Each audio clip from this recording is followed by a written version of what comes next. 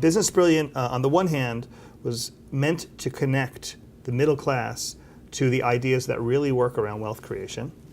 And at the same time, it was a recognition that it was getting harder and harder to succeed using the old rules. And the old rules were, we know these, our mom told us these: go to a good school, get a degree in the right topic, go to a good firm, work very hard for many years, and you will be rewarded with financial independence or financial security. And we know that that just doesn't quite add up anymore. And so the urgency is that people are being asked to take on more risk all the time, to think like risk managers. They're being asked to develop their own skills. They're being asked to make more frequent career choices. And the Business Brilliant features and profiles a lot of great entrepreneurs, but the theme of the book is not you should be an entrepreneur like Richard Branson. It is that Richard Branson has some behaviors and skills that you should be aware of, that you should be using. Because if you were using these in your lives, you might find that you are more likely to achieve the financial security that you were told was within reach. But the old rules just aren't working anymore. I agree with you completely, and I remember you used some examples. Warren Buffett became rich by not following Warren Buffett way. Right. So do you think there are a lot of misinformation about success principles floating around that's actually misguiding the young professionals out there? Well, there's something called conventional wisdom, right? So conventional wisdom is what most people believe to be true. And I think in example after example in the book, what I'm trying to do is first start out with the conventional wisdom and then point out that our research, our surveys of 400 very successful households, when compared to 400 households in the middle class, show that the conventional wisdom is not the most effective way to do it. I mean, that's a simple way to put it. So when the conventional wisdom is wrong, you're asking people to take a big leap, right? And we'll talk about leap later. But you're asking people to look at the way that they're oriented or the way that their brain is wired or the way that they've been taught to do things, and you're asking them to look at things differently. That's pretty big. And the example of the Warren Buffett way, which is this idea that there's this really smart person who can look at a spreadsheet and look at the news reports and see magic in the numbers and say, this is the right answer and these 10 are the wrong answer. That's not what Warren Buffett does. That would be the conventional wisdom around his success, and that's so attractive to people. But the truth is, Warren Buffett approaches it very differently. In fact, Warren Buffett is probably one of the greatest networkers this planet has ever had. And he uses the strengths of other people, the knowledge of other people, the power of other people to accomplish his goals. And that was the right approach for him. I'm not saying he's not a great investor, but that's not the whole story. Asking people to get outside of the conventional wisdom is asking them to get out of their comfort zone. So I have a great opportunity to be in front of a lot of folks these days, and we're putting the research in front of them, and that's why it's important to have research. You know, you start out by saying, this isn't my opinion. I'm not going to tell you my story. That's not what I'm here to do. I'm here to show you numbers. People love the numbers. They love the evidence, but you still have to connect it to them, right? So if I'm going to talk about Warren Buffett, people need help understanding, well, what does that mean to me? I'm not Warren Buffett. I have a job. I work 40 hours a week. What does this mean to me? And so that's the part where we have to get them out of their comfort zone. The numbers, they can see. They can see right away this behavior is more likely to lead to success than that behavior. I can see it in their faces. Mm-hmm. The execution part of it is very different. How did you come up with the name Business Brilliant? And can you define Business Brilliant for me? I had a great opportunity to hear a gentleman named Joe Gibbs speak one day. And Joe Gibbs is the very famous coach of the Washington Redskins. He's now a NASCAR team owner, so he's actually a huge success in two sports, which is almost unheard of. But he would talk about his best players being football brilliant. And these were people who were not particularly smart. If you were talking to them, you wouldn't think they were smart. If you were testing them, they wouldn't show up as smart. But they had an innate understanding of this three-dimensional game called football, which requires you to change your sense of strategy, not in seconds, but in milliseconds. And he devised a test. He reverse engineered his most football brilliant players. And he tells very funny stories about how crazy they really are. But they're football brilliant. Russ Prince, who is the source of the story for me, discovered what made people business brilliant. These are not smart people. They're not dumb people. They're not better educated than anyone else. Because my survey is all based on self-made households, they are not wealthier when they start out lives than anyone else. They just have an innate understanding of this three-dimensional game called business. They understand it second by second, minute by minute. And to stop there, to say, oh, well, they understand it, they get it, and I don't, that's not challenging ourselves. So when Russ shared with me the 7 principles that make successful people different than everyone else, we set about creating a kind of a roadmap to how you could A, become aware of this disparity, and B, start building the muscles. That's business brilliance. Are you saying that in order for somebody to become business brilliant, this is something that you can develop even if you don't have a strong education background? I would say, and you and I love education, we love learning. I would say that sometimes education can take you off the path. I'll give you an example. Let's just say you have spent 10 years of your post-high school life becoming a PhD in chemistry. That's a great profession. But you know what? You may be personally better suited to something very, very different. Or you may be better suited to play a business role in chemistry that's different than a pure analytical role. And the challenge for a lot of folks who have spent 10 years and who knows how much money becoming this PhD is that to tell them they shouldn't follow the path of every other PhD before them. They should get out of the lab. They should put themselves in context where business opportunity can thrive, is to tell them that they wasted their time and their money. So we see that the more educated you are, in some ways, the less flexible you become. The role of education, and I'm talking about very traditional education, going to college, going to post-bachelor's, the role of education seems to be, for almost all degrees, excluding, let's say, an MBA, is if you spend time and money in school, you can mitigate risk so much so that you'll be so valuable in the workplace that you can just be the chemist, be the guy who works in the laboratory. You'll make plenty of money, you'll have financial security. And that's one of the profiles that's threatened. And I think they're finding out, you know what, you can be very well educated with a great skill set that the world is not necessarily beating a path to your door. Your skills, your technical skills have to be combined with business brilliance in order to really maximize the opportunity. I want you to share your framework with our audience. When you ask people to get out of their comfort zone, you can't just leave them hanging there. You have to really help them recondition their thought process. And so we developed, and it's the last chapter of the book, but in some ways it's the prize for getting through it. Of course, you can always just jump to the last chapter, but if you make it through the first 8 chapters, you end up at the 9th chapter. The 9th chapter is your reward for getting through the first 8. The first 8 tell you all the different ways that these ideas are being applied and helps you understand what the framework is. But in the 9th chapter, we start to tell you, okay, now it's time for you to start applying these ideas to your life and thinking differently. And the exercises are, I think, small in a sense. I mean, I think the typical exercise takes 10 to 20 minutes. And they could even seem mundane in some ways, but it's really about rewiring the way you think. It's about, moving off of the conventional wisdom. So the first one is this idea that we all need to understand what we are especially good at that has to do with how we make money. And this is in direct contrast to not only the way we're brought up in corporate America, but in a lot of instances, the way we were brought up as kids. We were taught that if you came home with a bad grade, you should probably work harder at that subject and get your grades up. When we're in corporate America, we have our annual reviews, our HR contact or our boss will sit down with us and say, you're weak in this area, you should learn how to be stronger in this area. What they're doing in those 2 instances is they're teaching us how to be well-rounded. That's a good example of a word that in conventional wisdom is a positive word, well-rounded. But in fact, very successful people are not well-rounded.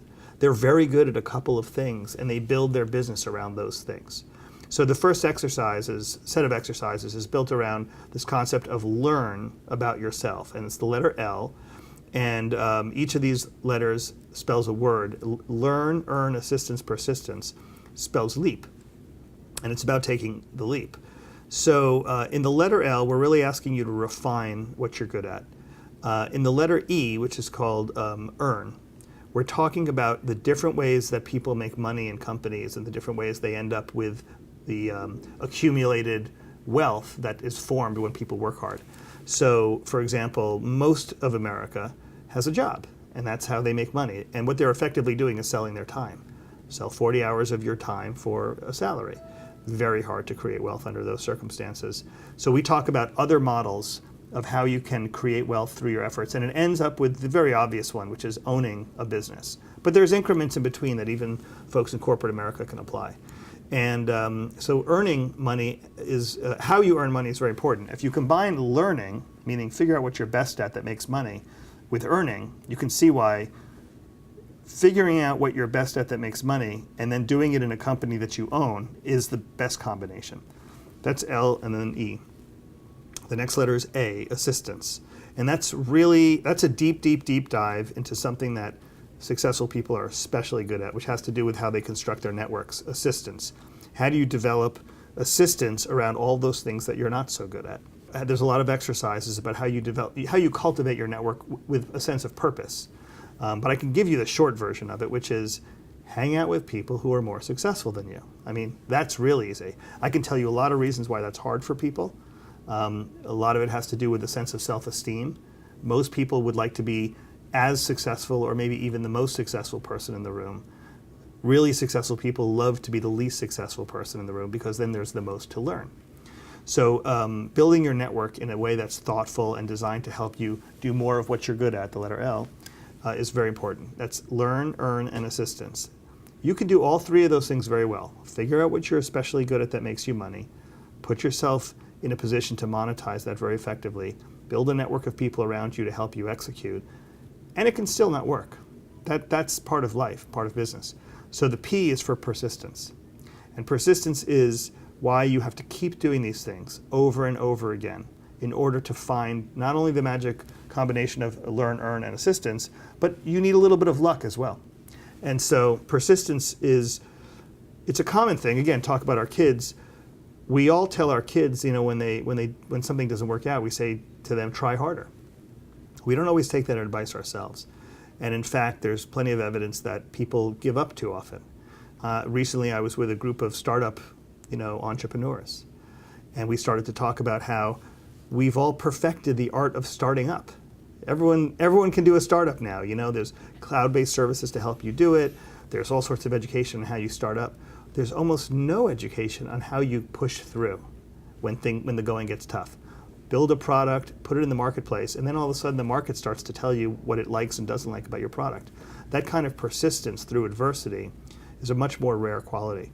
And interestingly enough, the ability to try again, and then try again, and then try again, is in fact a huge differentiator between people who succeed and those who don't. Because everyone will tell you it took them 3 or 4 or 5 tries to get it right. So people who give up too early never get to the 3rd or 4th or 5th try, and they wonder why they don't have the success of other people. So learn, earn, assistance, persistence. Each of those have exercises in the book associated with them about how you can start to think that way. And I think in each of those cases, we're asking you to think differently, and that's not so easy for people. And LEAP is powerful, even though it actually feels simple. It sounds simple and it sounds ordinary, but it's extremely powerful, and the research proves it out. Now, about the wealth principle, imitate, don't innovate. Can you share some example, and what do you mean by that? So I have the great fortune of spending time with lots of incredible business owners. I work very closely with people who are in the Inc. 5000 community. These are fast-growing companies in America, private companies. And they're usually owned by one or a few people. When you study these companies, where vast amounts of all good things are happening, wealth creation is happening, job creation is happening, innovation is happening, you find as you look more closely at these companies that it's not innovation the way it's often characterized, on TV or whatever. The idea of a couple people tinkering in a garage and coming up with the next big thing, or these days it wouldn't be so much a physical thing, it would be the next big app or whatever they would develop. Wow, that does not show up much on the Inc. 5000. I mean, I could talk to you piece by piece why that vision of tinkering with something, VC, venture capitalists plow money into it, next thing you know, you're standing on the NASDAQ floor and you're going public. That is beyond rare in real wealth creation. Really what happens over and over again are that people who work in large companies start smaller companies. So this is a scenario we're all familiar with. You work at a large company. It may be a field you didn't know about before when you were young. No one ever said, I want to, sell light bulbs for a living. But you end up in a large company. And you realize that that large company has a few problems. One is it might be ignoring a few small markets because it's such a big company and those markets aren't big enough. And two is it's not nimble anymore. And so what you do is you say, I've been here for 10 years, I understand this market, I see there's a niche here that they're not serving. Let me get out of this company, let me start a small company. We're going to be nimble, we're going to be quick to change, and we're going to make this little niche product here that no one else is really looking at. And I already know who to talk to about it, I already know who to sell it to, and boom, you've got yourself an Inc. 5000 company. So these are companies that are not innovating in the sense of sitting there all night saying, what's the big idea, what's the big idea, what's the big idea? They're actually coming up with very simple ideas, but where they really make note of what they're doing is in the way they execute. And so imitating, not innovating, is where real business happens and real wealth creation happens. Imitating is taking an idea, differentiating it a little bit, maybe painting it a different color, coming up with a different way to handle it, maybe serve a different market than anyone sees. But execution is everything. What we see in this startup economy are people who have this vision that they're going to create it, they're going to upload it, and then, boom, everyone's going to find it. The truth of the matter is you have to work hard to create an organization that actually sells a product, that actually explains the product to the marketplace, actually justifies and defends why that product is valuable. I'm charging you $100 for this, and it's worth $100. That's the day in, day out of execution. And so these are businesses that imitate, they don't innovate. The story in the book that I use to describe this is, again, we're starting with the framework of there's the conventional wisdom and then there's what really happens. The conventional wisdom is that Bill Gates, the founder of Microsoft, was a visionary. He saw things happening before anyone else.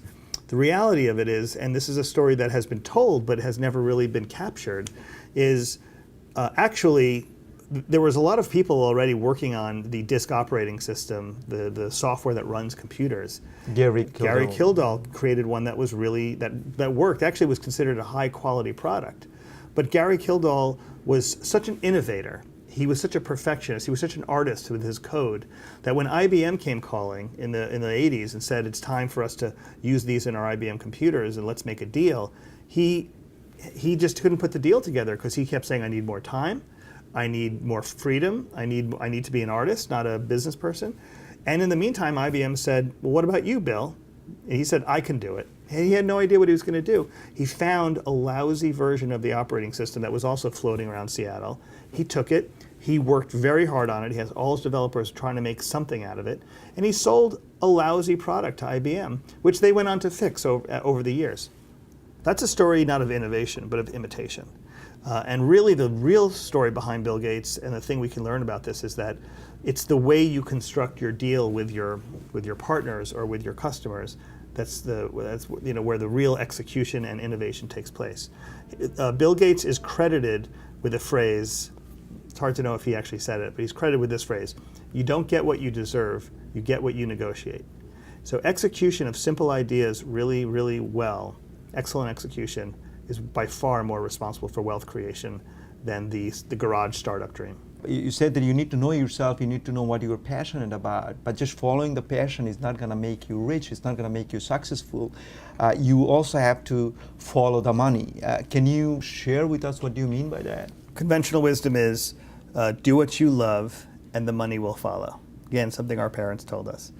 It turns out that that's harder than it looks. And when you actually look closely at the people who appear to be doing what they love and the money seems to appear, actually, those folks are very good business people, and they're combining their love of something with a shrewd ability to turn it into a business.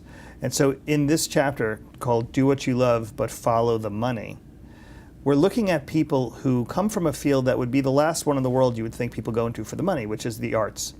The arts is driven entirely by your passion.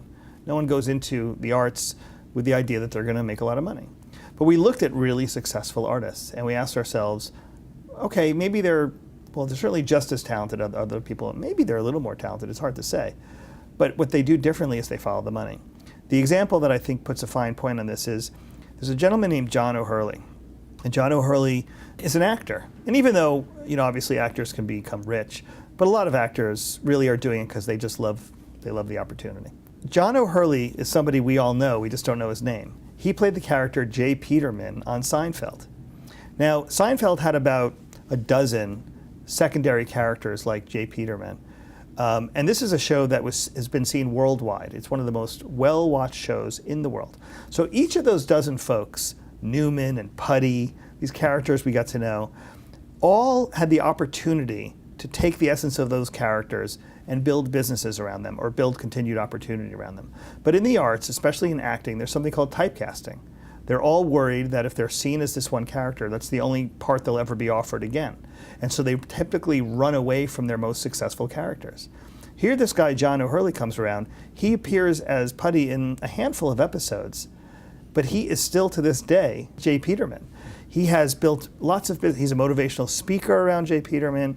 He has played parts on radio and on Broadway and on TV that certainly remind us of the J. Peterman character, even if it's not that actually name. He's written books. The funniest thing about John O'Hurley is that he ultimately became an investor in the J. Peterman catalog, the actor.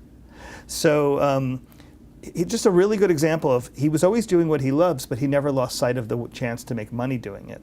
This is a big difference than doing what you love and hoping that the money will follow. Mm-hmm. Big difference. So you came up with the concept of save less, earn more. And this is a controversial statement. A lot of people, I'm sure, probably disagree with you. Can you elaborate on that concept? It is a controversial idea. It requires a little bit of understanding of these two different terms. One is financial security, and the other is financial independence. Financial security is the idea that we can afford the lifestyle we have. And that's actually, for most people, that's just the goal. You know, they just want to be able to afford the lifestyle they have. Financial independence is this idea that you can get to the point where you have enough money that you don't have to worry about money anymore. That's the dream for a lot of people. So in that chapter, Save Less, Earn More, I'm not exploring the idea of financial security, which is really what Susie Orman does talk about. I'm talking about financial independence. How do you get to the point where you actually have so much money that you don't need to worry about money anymore? And Susie Orman is a good example, and I know it sounds like I'm knocking Susie Orman's work. She does a good service for a certain segment of the population for whom financial security is important. The problem is she mixes up the concept of financial security and financial independence, and she suggests that you can use her techniques to create financial independence. That's different. Susie Orman is very successful. She's a very successful creator of ideas, intellectual property. She's a radio and TV personality. She's well paid for her work, and she has created wealth as a result. What she does is what all other wealthy people do, which is that they go out there and they learn how to earn money very effectively, and they don't worry about how much money they're saving because they're always looking for a bigger payday. And she's just as good at that as anyone else. In fact, she's one of the best in her field.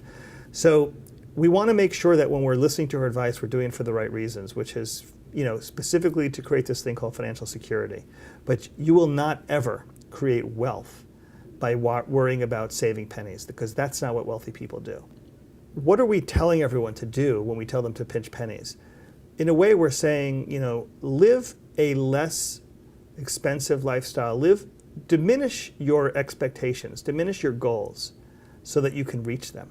That's what's the most insidious thing about this lesson that's happening now. We had a belief system that needed to be revisited, which was you could put your money in the stock market, you could work for 20 years, your 401k would be this big because the market would grow at this rate.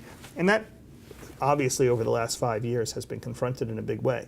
But still, her answer is, if your 401k isn't going to be big enough, then just make your dreams a little smaller. That's the thing we have to be careful about and at least talk about, right? So if you're going to make your dreams a little smaller to match your ability to save money, you can do that. Just know what you're doing. If you want to create financial independence for yourself, that's not the way to think. You have to make your dreams bigger, and you have to go out there and look for ways to make money that match your dreams. Another principle you talk about is a win-win is a loser. All these years, even in business community, when people are doing a deal, everybody's throwing that word, let's have a win-win deal. But what you're really talking about, that as an individual or as a corporation, you need to develop your negotiation skills, and you really need to win the deal. Can you elaborate a little bit what you mean by that, and why conventional wisdom is wrong? Win-win is a loser is a controversial statement, and a lot of people who read that reject it on its face. They think that that's mean. it's their worst fears of wealthy people. That wealthy people are mean and miserly and they're manipulative and conniving. And it really, who said it better than I ever did was Stephen Covey, who is very well known for, the 7 Habits of Highly Effective People. He said, the phrase is win-win. It should be this. It should be win-win or I walk. And that's a nicer way to say it. So forgive me for trying to grab people's attention by saying win-win is a loser. But the idea is win-win negotiations work when both members of the negotiation are buying into that concept. But if only one party is buying into that concept, that's the person who's going to be taken advantage of. So when we survey very successful people and we ask them how they approach negotiations, we do it with a lot of different questions. Generally, we can tell that they don't worry about whether the other party wins. They only worry about whether they win. This is really important. They don't care if you win. They also don't care if you lose. They just want to win. So good negotiating has, as one of the fundamental tenets, is writing down on a piece of paper, if it goes below this dollar figure, or if I don't get the following 3 things, I will walk away from this deal. And win-win or I walk works. It's a sound negotiating technique. But in fact, there's way too many stories of people who go into win-win negotiations, and because they're being manipulated by skilled negotiators on the other side, they get taken for a ride through win-win. One of the things we found when we surveyed less successful people, middle-class folks, is that they have trouble walking away from a deal. Especially the more time and energy they put into something, they have more trouble walking away. Well, professional negotiators know this, which is why when you go to buy a car, they make you sit around for a while. They make you look at the car. They make you sit back in the waiting room, come back out. I have to talk to my manager. Here, fill this form out. Take a look at this brochure. They're making time pass. And then when they give you the form, it's on a clipboard and they ask you to fill it out with a pen. Why? Because there's a lot of evidence that suggests that if we handwrite things, we're talking ourselves into doing it. And so when they come back at the end and say, by the way, I have to, give you, it's another $50 a month or another $5,000 or $500, less successful people, middle-class people, have more trouble walking. Win-win or I walk. Very successful people are willing to walk away from a deal if it passes some sort of a benchmark. And they're also really good at writing down. Very successful people have a better habit of writing down where the bottom line is for them. So this is an example of a place where negotiations are hard for people. It's directly challenging their self-esteem and their sense of self-worth. And lots of people are not comfortable with it, not good at it. But in fact, this is an area where if you just follow the exercises and just write these things down and put the time in to think about what you want to accomplish, you can start to rewire your brain and how you negotiate. And I'm sure in years in business, you've had plenty of stories of people who just learned how to negotiate properly. It's not even fancy stuff. It's really straightforward stuff, and had a much better outcome than if they hadn't put any thought into it. You mentioned that people need to have a small network of trusted people. The statement you make are know how is good, know who is better. Right. So tell me a little bit about that concept. So know how is good, know who is better. When we survey middle-class folks, they tell us that technical skills, getting a good education, being well-educated in something, is the way that they will create wealth. And for a lot of reasons, we find that that's not the case. Interesting, when we survey high net worth people, very successful self-made millionaires, A, they tell us education is not important to success. B, they use this very funny word, and they use it in exactly the same way as the middle class, but the tone of voice is entirely different, which is the word luck.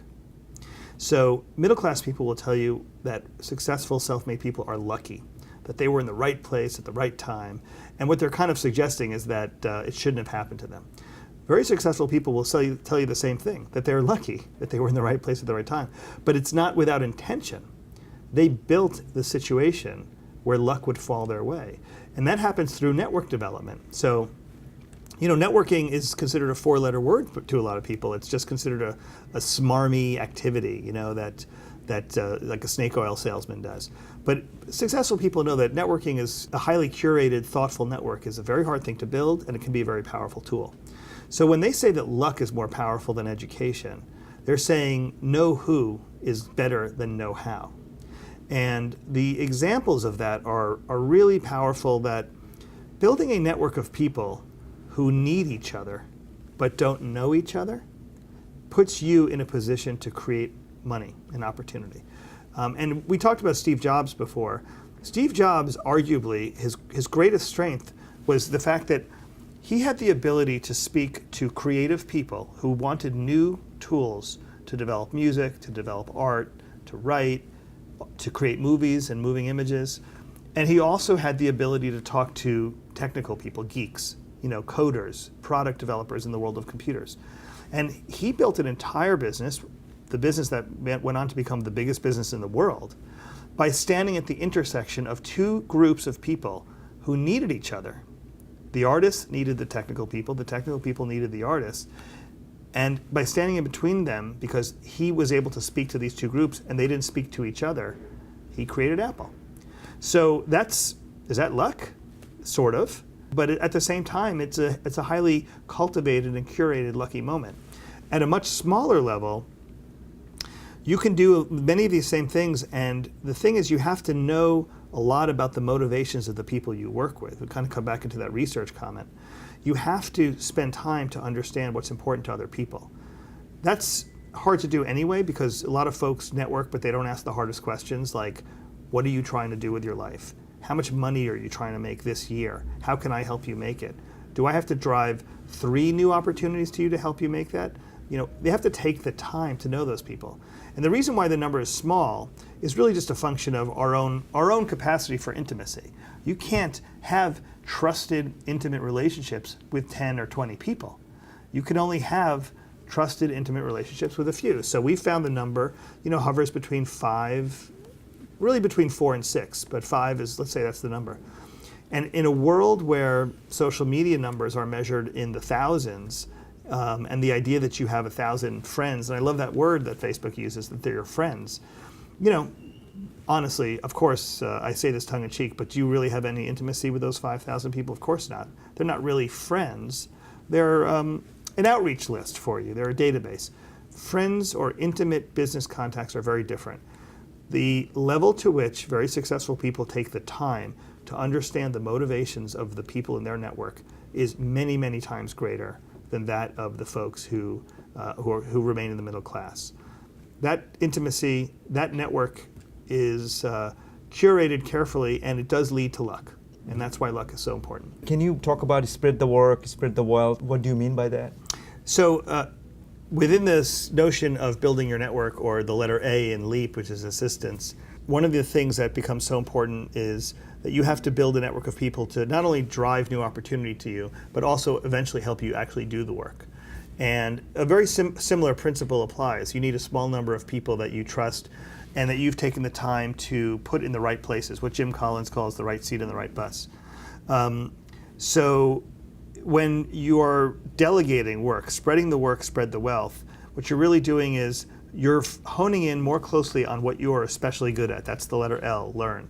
And very successful people we see have a list of just 1 or 2 things that they are especially good at. Well, that leaves a lot of other things that need to be done. And in a highly cultivated, curated work network, the network that helps you get work done, in other words, the people you work with directly, you need to find a half a dozen people who also have their list of 1 or 2 things that they're especially good at, and it is all the things that you're not good at.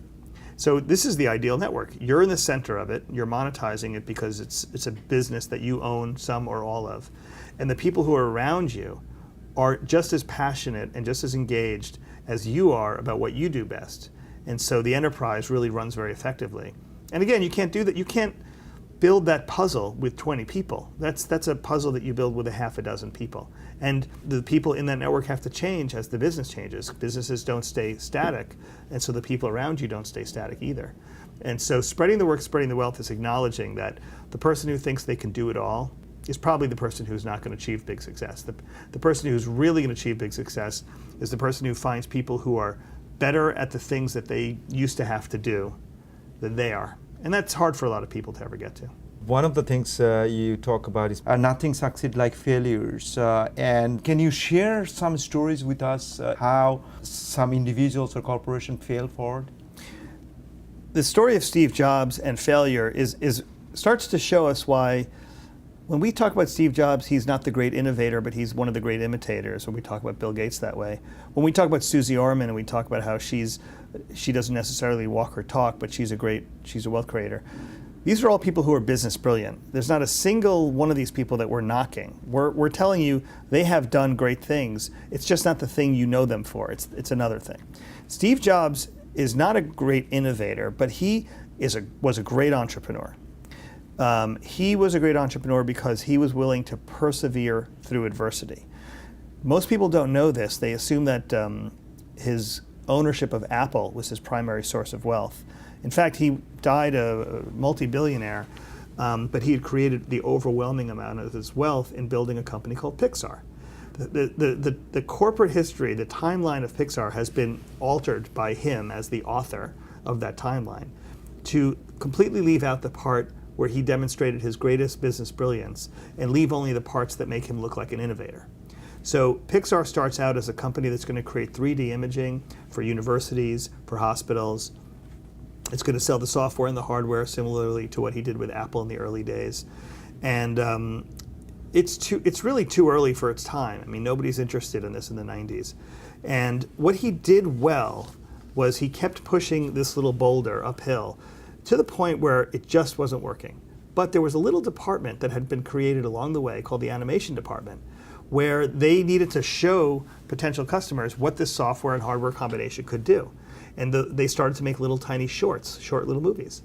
And they were fun and cute, but that was never, ever the purpose of the company called Pixar. Then, as the business struggled, Steve Jobs goes to that department and says, he's built a little department of animators. He says, you guys have to start earning your own keep around here. Maybe you can sell your services as an animation department. And they start doing commercials for people. And then they create a little short that they enter into some awards contests, and they win awards for these shorts. So finally someone from Hollywood comes around and says, let's make a movie out of one of these, and that movie is Toy Story. And all of a sudden, that little tiny animation department, who was just asked to be around so that they could prove how this 3D imaging technology would work really well in hospitals and universities, that's the department that takes off.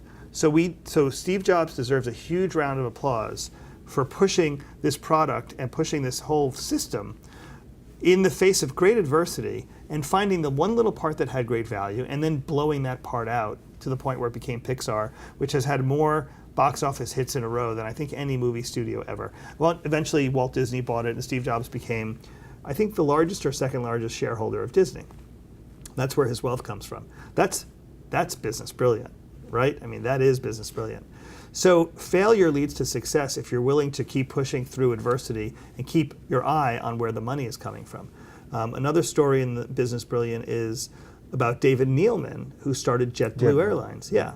Now, JetBlue is considered a big success, but some of us remember, especially if you're in the New York area where JetBlue is based, what was called the Valentine's Day Massacre, which was the day that all the JetBlue systems failed. And then thousands of travelers got stranded. The stock dove, and David Neeleman got fired in the process. And a lot of people could view that as a great failure.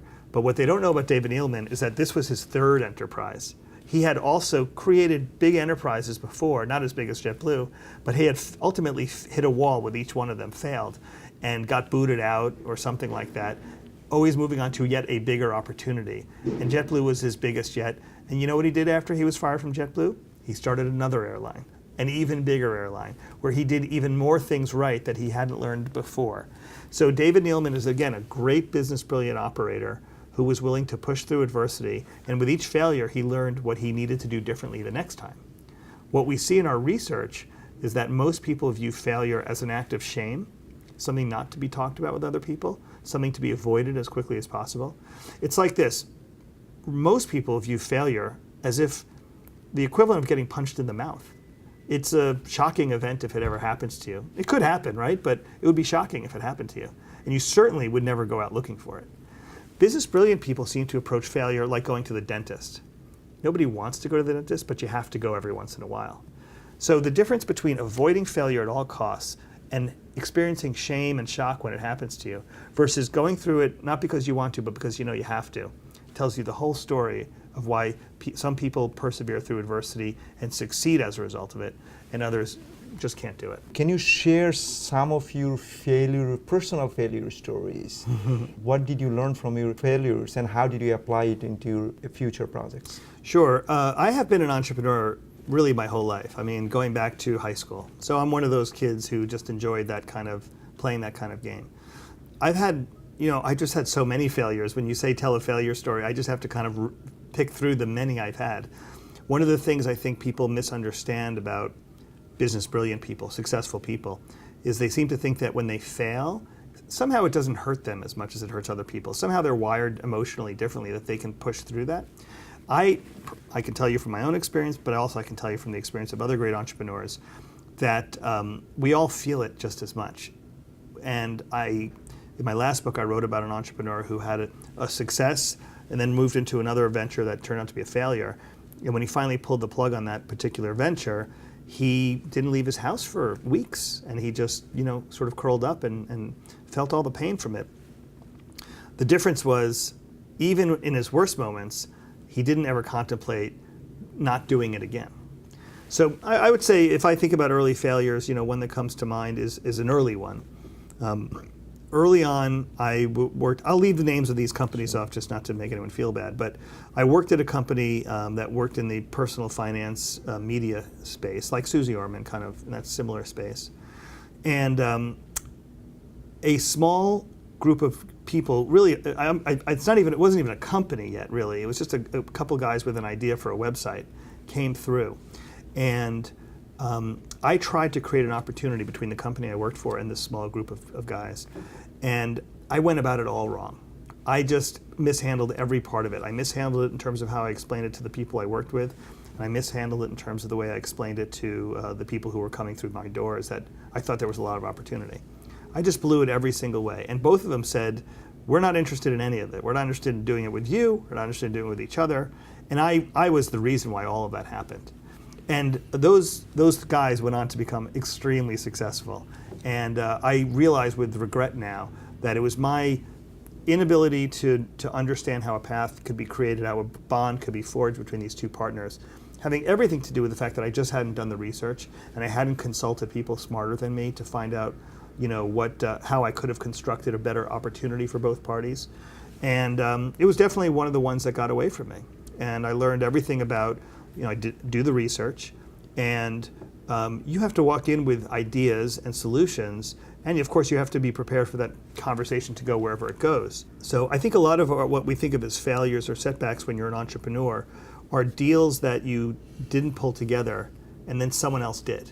And when you realize that someone else pulled it together and you didn't, you realize, there's nothing that stopped you from doing it except yourself. I want you to share some of your major accomplishments and tell us also in a broader sense about yourself. One of the exercises in the beginning of the LEAP process, the letter L, learn, is this exercise of coming out with a list of all the things, and here's how we put it, all the things that you are exceptionally good at that make you or your company money.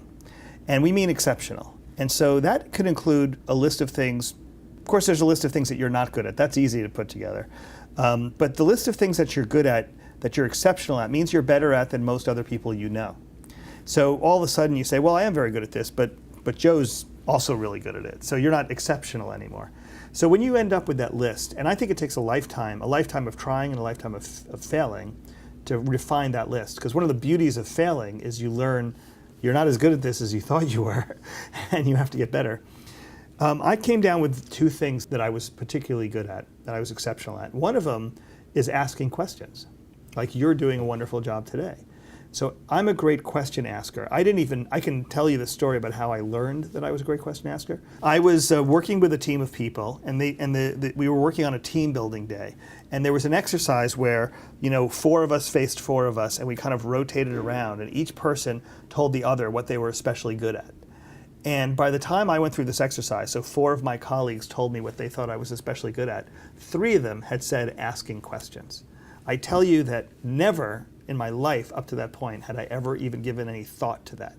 And then when three of my four trusted colleagues said, you're really good at asking questions, I, for the first time in my life, thought about it. And that was maybe 8 years ago. So I've spent the last 8 years trying to figure out how I build a business around asking questions. And I have a business now, and you've been to some of our events where the primary product is a session where we get to speak to someone who's very successful, and we get to ask them questions. And I'm usually the lead question asker. Other people join in. So I've built a business around asking questions. And I consider the discovery of that about 8 years ago to the fact that I've built a business around it now to be one of my great accomplishments. And the second great accomplishment, I think, for myself is the second thing I think I'm especially good at, which is I'm good at getting people to pay me to learn. See, most people pay you pay tuition to learn, and I like that business model, being in it myself. But I'm very good at getting other people to pay me to learn. So what that means is I've sold 3 book contracts to major publishing houses when I didn't really know much about the topic, but I was very interested in the topic, and they paid me, and I went about learning it. So I guess my reward system is such that I'm willing to do things that I don't know how to do, so long as you're paying me to do it. So being paid to learn, as I'm now in my 3rd book, I've done, and it's taken me about 13, 14 years to write all those books. I've got the things I'm good at, I've built business opportunities around them, and now, like every other entrepreneur, I want them to be bigger, I want them to scale, I'm growing people around me who can help me do them. So, I've been an entrepreneur since I was a teenager, but it wasn't until my mid-30s that I started to get some focus to my compass. And I would say now that I'm in my early 40s, the focus is just getting stronger. And I couldn't be more enthusiastic about the next 20 years because it took me 20 years to just really get into the right direction. And now I've got 20 years to sort of make the most of it. Do you have mentors? And if so, how those mentors helped you to shape your life? I have always had mentors. I've always had a couple, 2, 3 of them. And I've also done something naturally that I only later on learned is the right way to do it, which is you spend time with a mentor, and I couldn't be a bigger fan of mentorship. It's a word that encapsulates actually the core of positive networking behavior, which is find people who are ahead of you and learn from them. Because you'll always raise the level of your game to the people around you. Just like if you're playing a game like tennis, it's always better to play with someone who's a little better than you. You'll raise the level of your game. And in fact, just as a slight divergence, one of the things that a lot of people do is they spend time with people who are worse off than them, and that's an easy trip down. So, if you want to quit smoking, don't spend time with people who smoke. It's just too hard. And so it makes more sense in the reverse. If you want to be more successful, spend more time with successful people. And frankly, in corporate America, if you have a regular job, this is the easiest way to network of all, is find mentors inside of your company. I've always had a few mentors. Along the way, I would, sometimes after a year, sometimes as many as 5 years, I would basically phase them out as being mentors. And I used to feel really bad about it. I used to think, wow, I just used that person up and then I walked away. And later on I realized mentoring doesn't really account for that, but actually that's part of it. People have only so much to teach you. And so you spend time with them, you learn from them, you owe them a great deal of gratitude for that. And one of the things I've always been good at is making sure that the people who mentored me, I never treated it as a casual gift. It's always been a very valuable gift. But there comes a point for every mentor where they have nothing else left to teach you. They start repeating themselves. And then you have to walk away from them. And so, great mentors understand that, but sometimes it's actually a negative moment when you kind of stop reaching out to them as often. So, as I stand here today, I've got, I would say, 3 mentors I spend a lot of time with, and I spend a lot of time with them. And they're all more successful than I am. They're older than I am. And they're giving me, I guess some people who don't take to mentoring the way I do always wonder, why would these people give you their time? But I actually know that because I show a lot of gratitude for what they give me, they love the process. Again, I don't treat it casually, I take it very seriously. And they're giving their wisdom. Sometimes it's in the form of nostalgia. This is something where I disagree with people. A lot of people roll their eyes when someone gets nostalgic. I listen very carefully when people get nostalgic because a lot of wisdom is wrapped up in nostalgia and you have to pay attention. But I would say also I have a gentleman right now, which I'll tell you his name. His name's Norm Brodsky. He's become an incredibly important mentor to mine. And I do something with Norm that I've never done before, which is I tell him everything. Finally, I have somebody who I tell him everything, including all the things I do wrong. all the failures, all the bad situations I've created. And he's like any great mentor, a good sounding board. But I don't think I've ever really gone to the level with a mentor where I tell them all the things. And I think that was important. Again, it took me 20 some odd years to get to that point.